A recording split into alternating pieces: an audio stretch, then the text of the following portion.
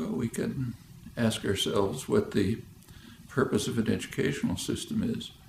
And of course, there are sharp differences on this matter. There's the traditional an interpretation that comes from the Enlightenment, which holds that the highest goal in life is to inquire and create, to search the riches of the past, try to internalize the parts of them that are significant to you, carry that quest for understanding further in your own way. Purpose of education, from that point of view, is just to help people determine how to learn on their own. It's you, the learner, who is going to achieve in the course of education, and it's really up to you what you'll master, where you'll go, how you'll use it, how you'll go on to produce something new and exciting for yourself, maybe for others. That's one concept of education. The other concept is essentially indoctrination. People have the idea that from childhood, young people have to be placed into a framework in which they'll follow orders, accept existing frameworks, not challenge, and so on. And this is often quite explicit. So, for example, after the activism of the 1960s, there was great concern across much of the educated spectrum that young people were just getting too free and independent, that the country was becoming too democratic, and so on. And in fact, there's an important study on what's called the crisis of democracy, too much democracy, arguing that claiming that there are certain institutions responsible for the indoctrination of the young. It's their phrase, and they're not doing their job properly. That's schools, universities, churches. We have to change them so that they carry out the job of indoctrination and control more effectively. That's actually coming from the liberal internationalist end of the spectrum of the spectrum of educated opinion. And in fact, since that time, there have been many measures taken to try to turn the educational system towards more control, more indoctrination, more vocational training, imposing a debt which traps students, young people, into a life of conformity and so on. That's the exact opposite of the what I refer to as the tradition that comes out of the Enlightenment. And there's a constant struggle between those. In the colleges, in the schools, do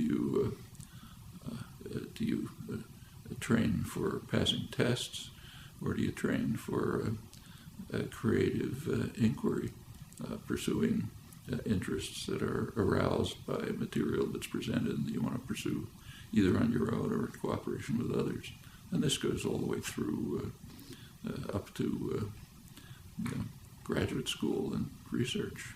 Just two different ways of looking at the world. When you get to say a research institution like the one we're now in, at the graduate level, it essentially follows the Enlightenment tradition. In fact, science couldn't progress unless it was based on inculcation of the urge to challenge, to question doctrine, question authority, search for alternatives, use your imagination, act freely under your own impulses. Cooperative work with others is constant, as you can see just by walking down the halls.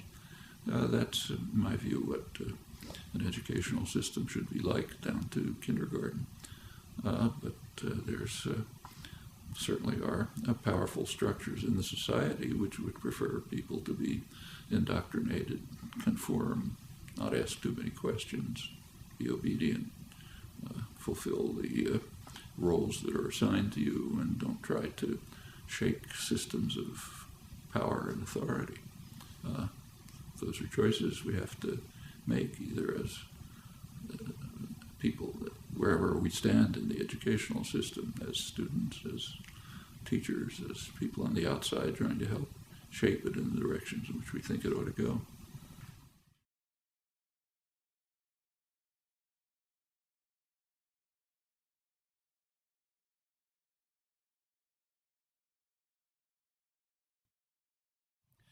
Well, there certainly has been a very substantial growth in new technology of communication, information, access, interchange. It's surely a major change in the nature of the culture and society. We should bear in mind that the technological changes that are taking place now, while they're significant, probably come nowhere near having as much impact as technological advances of, say, a century ago, plus or minus. So the shift, say, let's take just communication. The shift from a typewriter to a computer, or a telephone to the email is significant, but it doesn't begin to compare with the shift from a sailing vessel to a telegraph. I mean, the time that cut down in communication between, say, England and the United States was extraordinary as compared with the changes taking place now. And the same is true of other kinds of technology, like just introduction of, say, plumbing. Widespread plumbing in the cities had a huge effect on health, much more than the discovery of antibiotics. So the changes are real and significant, but we should recognize that others have taken place, which in many ways were more dramatic. As far as the technology itself and education is concerned, technology is basically neutral. It's kind of like a hammer. I mean, the hammer doesn't care whether you use it to build a house or whether a torturer uses it to crush somebody's skull. Hammer can do either. Same with the modern technology, say the internet and so on. The internet is extremely valuable if you know what you're looking for. I mean, I use it all the time for research. I'm sure everyone does. If you know the kind of what you're looking for, you have a kind of a framework of understanding which directs you to particular things, lets you sideline lots of others, then this can be a very valuable tool. Of course, you always have to be willing to ask, is my framework the right one? Maybe I ought to modify it. Maybe if there's something I look at that questions it, I should rethink how I'm looking at things. But you can't pursue any kind of inquiry without a pretty relatively clear framework that's directing your search and helping you choose what's significant and what isn't, what can be put aside, what ought to be pursued, what ought to be challenged, what ought to be developed, and so on. I mean, you can't expect somebody to become a biologist, say, by giving them access to the Harvard University biology library and say, just look through it. That'll give them nothing. And the internet is the same, except magnified enormously. If you don't know what you're looking for, if you don't have some kind of a conception of what matters, always, of course, with the proviso that you're willing to question it if it seems to be going in the wrong direction. If you don't have that, exploring the internet is just picking out random factoids that don't mean anything. So behind any significant use of contemporary technology, the internet, communication systems, graphics, whatever it may be, unless behind it is some well-constructed directive conceptual apparatus, it is very unlikely to be helpful. It may turn out to be harmful. For example, a random exploration through the internet turns out to be a cult generator. You pick up a factoid here and a factoid there, and somebody else reinforces it, and all of a sudden you have some created picture which has some factual basis but nothing to do with the world. You have to know how to evaluate, interpret, and understand. I mean, say biology again, the person who wins the Nobel Prize in biology is not the person who read the most journal articles and took most notes on them. It's the person who knew what to look for. And cultivating that capacity to seek what's significant, always willing to question whether you're on the right track. That's what education is going to be about, whether it's using computers and the internet or pencil and paper and books.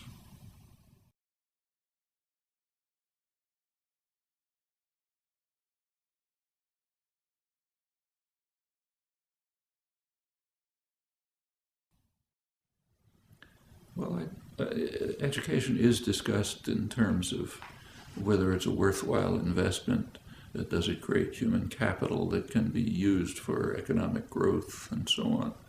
That's a very strange, it's a kind of a very distorting way to even pose the question, I think. Do we want to have a society of free, creative, independent individuals able to appreciate and gain from the cultural achievements of the past and to add to them? Do we want that? Or do we want people who can increase GDP?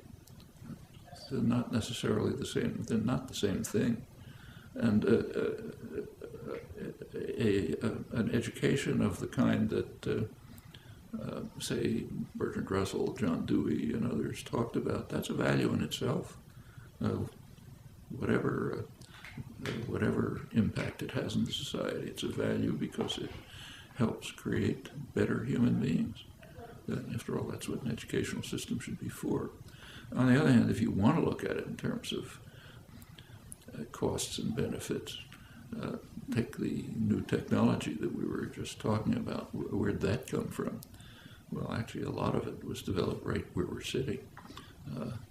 Down below where we now are was a major laboratory back in the 1950s, where I was employed, in fact, which was had lots of scientists, engineers, people of all kinds of interests, philosophers, others, who were working on developing the basic character of and even the basic tools of the technology that is now common. Computers and the internet, for example, were pretty much in the public sector for decades, just funded in places like this, where people were exploring new possibilities that were mostly unthought of, unheard of at the time. Some of them worked, some didn't. The ones that worked were finally converted into tools that people can use. That's the way scientific progress takes place. It's the way cultural progress takes place generally. Classical artists, for example, came out of a tradition of craftsmanship that was developed over long periods with master artisans, with others, and sometimes you can rise on their shoulders and create new marvelous things. But it doesn't come from nowhere if there isn't a lively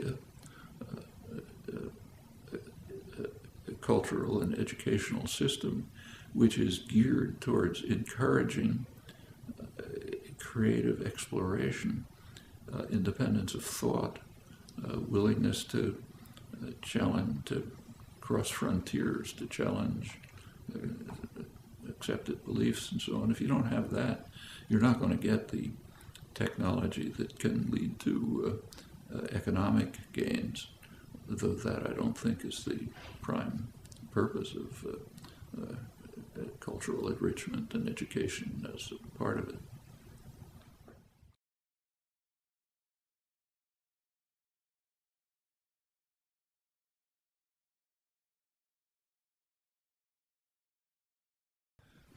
There is, in the recent period particularly, an increasing shaping of education from the early ages towards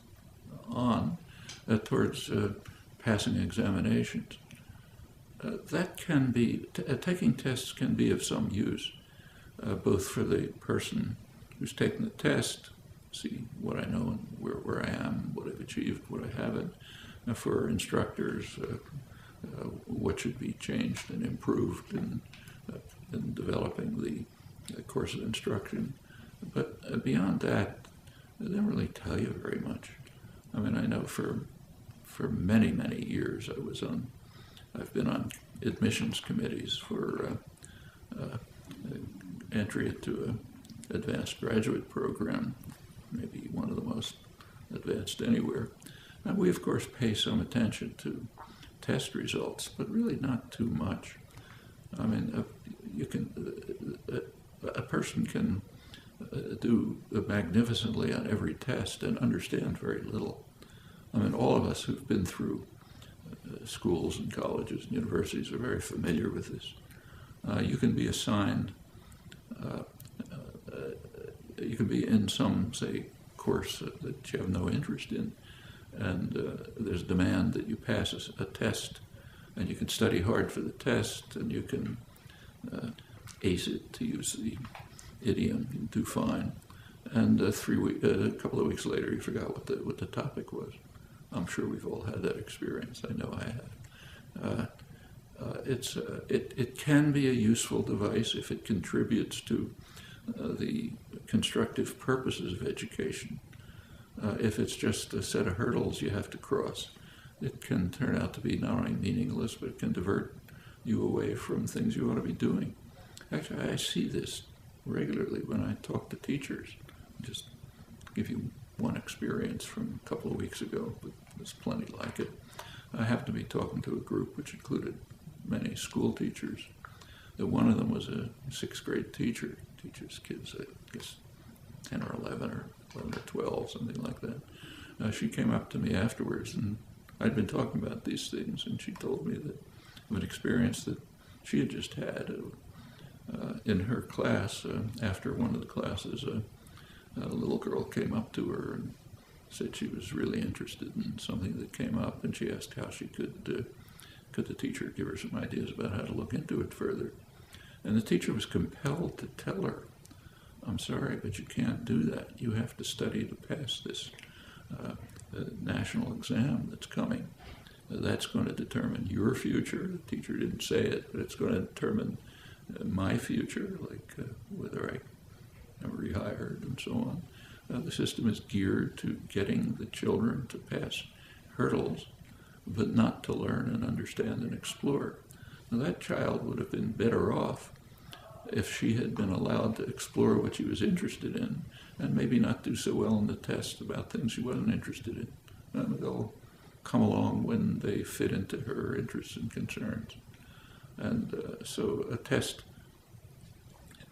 I don't say that tests should be eliminated. They can be a useful educational tool, but ancillary, something that's just helping improve for ourselves, for instructors and others, what we're doing, and tell us where we ought to be moving. But they don't even, passing tests doesn't begin to compare with